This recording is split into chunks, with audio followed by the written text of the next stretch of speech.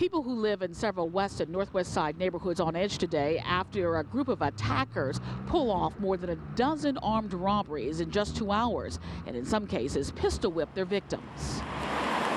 The brazenness of the crime is shocking to watch as a group of robbers wielding guns pull off a mini crime spree in several Chicago neighborhoods. This security video shows one of the gunmen trying to carjack a passing vehicle in the 4300 block of West Armitage Avenue.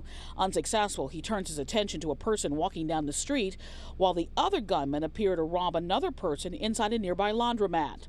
It happened early Wednesday morning around 5:10 a.m. Investigators say the armed robberies began during the overnight hours here in the 1200 block of South St. Louis. There, police say the armed robbers approached their victims after getting out of a white Nissan Maxima. The victims are then robbed of their belongings at gunpoint. Chicago police have issued a community alert warning of the danger. Detectives say in one of the attacks, the offenders got out of a blue car, possibly a Nissan, adding that a white Honda Civic may also have been used in the crimes. The crime spree ended here in the 1400 block of North Waller Avenue. Investigators say all of the armed robberies happened within 10 to 15 minutes of one another.